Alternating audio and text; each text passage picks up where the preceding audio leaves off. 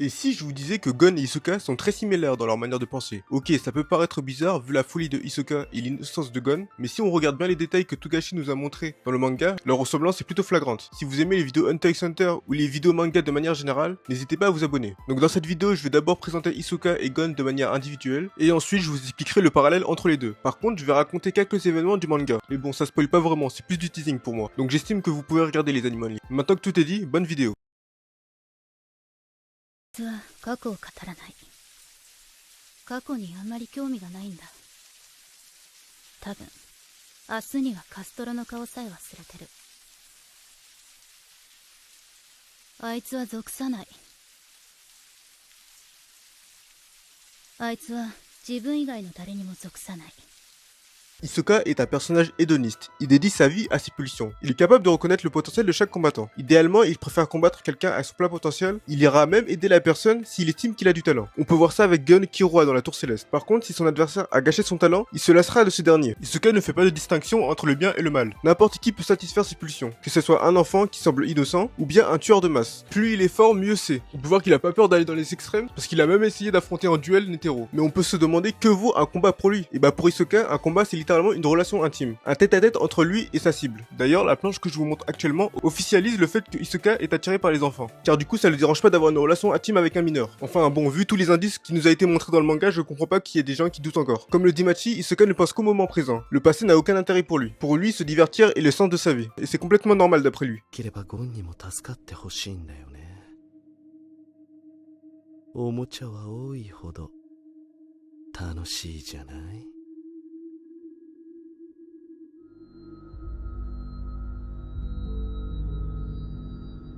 まあ、できればだけど。 Voilà, c'est tout pour Hisoka. J'aime énormément l'aura mystérieuse du personnage. Ça fait partie de son charme. C'est pour ça que je veux pas que Togashi lui fasse un flashback. Mais revenons à la vidéo. Maintenant que j'ai parlé de sa personnalité décalée, on peut se demander à juste titre comment on peut associer quelqu'un comme lui avec Gon. Vous allez voir ça tout de suite. 興味を持ったか、今ようやく分かったぜ。こいつは善悪に頓着がない。俺が贋作をやっていたと告白した時も、あの店の男が木造り村に難癖をつけてる時も、こいつの顔には非難の色も悪事への憧れも浮かばなかった。あるのはただ一つ、単純な好奇心。 Comme le dit Jeipairo, Gon n'est pas guidé par un code moral, mais plutôt par ses sentiments. Et il ne semble pas avoir conscience de ça, ce qui va donner plusieurs scènes hypocrites dans le manga. Par exemple dans l'arc Yorkshin City, quand Gon et Killua ont été enfermés par la brigade fantôme, pendant que Gon affronte Nobunaga dans un duel de bras de fer, il a été surpris de voir qu'il était capable de pleurer pour un proche, alors qu'il a arraché la vie à des innocents. Et là, en vrai, il a raison, c'est vraiment hypocrite. Et c'est ce qui fait tout le charme de la brigade fantôme d'ailleurs, en tant que groupe d'antagonistes. Mais je suis désolé quand ton meilleur pote c'est un assassin, et en plus t'es pas si choqué de ça, quand il arrache le cœur de quelqu'un, quand bien même c'est un criminel, t'es vraiment mal placé pour faire la morale. On peut prendre un autre exemple dans Grid Island. Quand Gon et Killua s'entraînent avec Binolt, un cannibale, qui a l'habitude de s'attaquer à des femmes de 20 ans, à la fin de leur entraînement, a proposé à Gon et Killua de le tuer. Ce que Gon refuse parce qu'il estime qu'ils ont beaucoup progressé grâce à lui. Peu importe qui il est. Je le rappelle, c'est la même personne qui a fait la morale à la brigade fantôme. Franchement, je trouve ça vraiment dommage que certaines personnes pensent que c'est juste un protagoniste classique, qui est gentil et innocent, parce que l'auteur montre bien qu'il est très égoïste. Que ce soit dans Grid Island, quand il a sacrifié tout un plan pour battre Gensru à sa manière, ou à l'examen des Hunters, et ça j'ai vu personne le remarquer, mais Gon a littéralement sacrifié quelqu'un, sans regret pour récupérer le badge à Hisoka. C'est pour ça que j'ai du mal avec la phrase Gon a changé dans l'arc Fumishima. Ou alors c'était plus la même personne. Parce qu'en réalité c'est toujours le même trait de personnalité qu'on a vu depuis le début du manga. Certes il est devenu plus violent après la mort de Kaito, mais il reste toujours hypocrite. Comme quand il a menacé Kumugi alors qu'il a fait la morale à Kuroro, et il reste toujours égoïste. キルアはいいよね。冷静でいられて。関係ないから。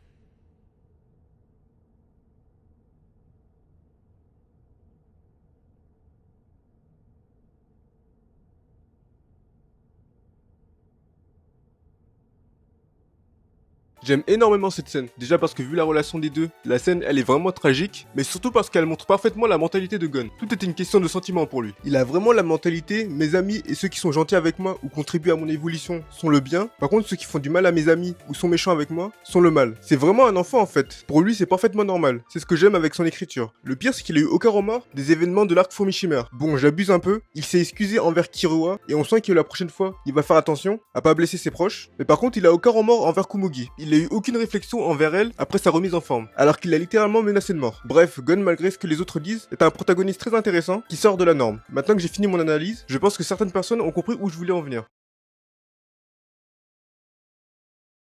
Les deux personnages sont clairement amoraux, c'est-à-dire qu'ils sont insensibles au bien et au mal. Et pour eux, c'est parfaitement normal. La seule différence, c'est que Hisoka en a conscience mais pas Gon. Et ce qui est intéressant, c'est que c'est Hisoka qui guide celui qui a la même similarité avec lui, à quelques différences près. C'est le premier à lui donner un mini-objectif, c'est-à-dire lui donner un coup de poing. Indirectement, grâce à lui, il a appris le nen. Il l'a littéralement aidé dans le match de volley. Sans lui, il n'aurait pas gagné le match. Et il n'aurait pas récupéré un indice nécessaire pour retrouver son père. Et enfin, il a un peu contribué à la remise en forme de Gon. Quand tu vois ça, tu te dis qu'ils se sont vraiment bien trouvés. Surtout quand tu vois que Hisoka semblait plus inquiet que Gin quand Gon était dans le coma. Et de l'autre côté, Gon qui semble apprécier Hisoka alors que c'est un fou. Ce qui est drôle, c'est que quand tu les vois dans un regard extérieur, tu vois bien que leur relation est bizarre, alors que pour eux c'est parfaitement normal. À mon avis, l'antagoniste final pour Gon, c'est pas Jairo et ni Pariston, mais c'est Hisoka. Et franchement, c'est possible. On sait que Gon peut encore maîtriser le nen, juste ses chocos sont fermés, même si je pense qu'il aura pas la même puissance quand il retrouvera ses pouvoirs. Et maintenant qu'il a retrouvé son père, il est disponible à un autre objectif. Et de l'autre côté, Hisoka, à mon avis, il va clairement gagner contre Kroro dans la guerre de succession. Et ça, tu le comprends dans leur premier combat. Et je ne vais pas expliquer pour pas spoil le combat. Pour les animes only, le combat de Gon et Hisoka va permettre à Gon d'accepter la similitude avec Hisoka, et ça va respecter la promesse que nous a fait Hisoka dans la tour céleste. 回くらいやればいい勝負